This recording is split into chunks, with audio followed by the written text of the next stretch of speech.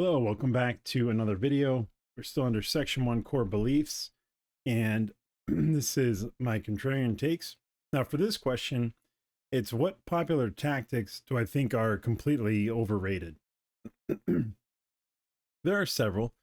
One that I can think of off the top of my head is anybody who says just do this. So if they say just do shorts, just do meta ads,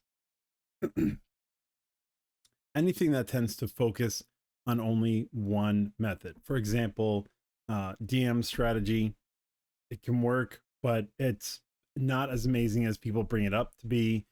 There are lots of promos that I see talking about, oh, you don't need, to understand how to do ads. You just need this one secret trick. Anytime you see something like that, where somebody's promising you the world for what seems like free or barely any money, it's just a fabrication.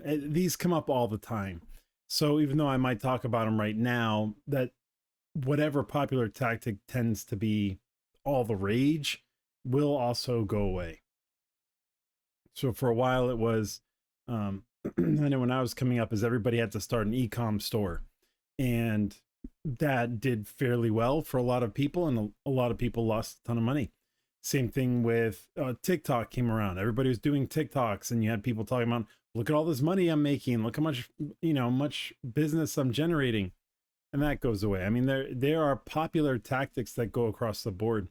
Usually what I would say is, why is it considered popular, and who's pushing it to say it's popular?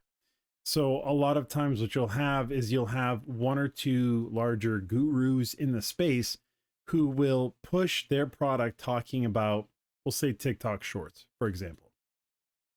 They have a lot of presence in the marketing space, and they have a lot of budget. So they sort of push this out. And what you end up having is you have these little leech marketers who will see that there's this big promotion for this product. They find out what the tactics are, and they create their own version of the course for less money or whatever and put it out. And what ends up happening is it floods the market with this super popular tactic based on trust me, bro. And people who are in a situation where they need help don't realize that it's just a manipulation. It isn't necessarily working. So almost all of these tend to be overrated. As I said before, and I'll say again, all marketing works. There isn't necessarily at this point in time one method that works way better than every other, regardless of what you're doing. There are many ways to get to the end goal. And what I found in business is, if somebody focuses on only one way of marketing their business, you can get some sales, yes. But the more channels you cut off or ignore, the less money you make. Every marketing method that you use will help the other ones.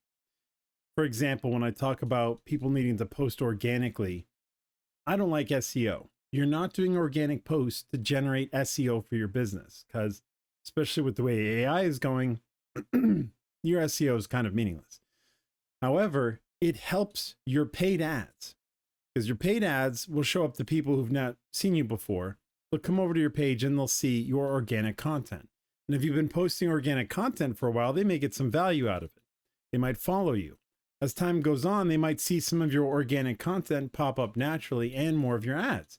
And they sort of end up getting bombarded by your messaging if they're interested in it, which makes them way more likely to want to buy from you. If we separate them, if we only do organic, you suffer from the fact that SEO doesn't work.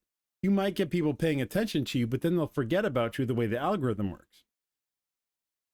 With paid ads, if you only do paid ads, you're going to get a bunch of people who see your content, and a lot of people will go check out your profile, see what you're about.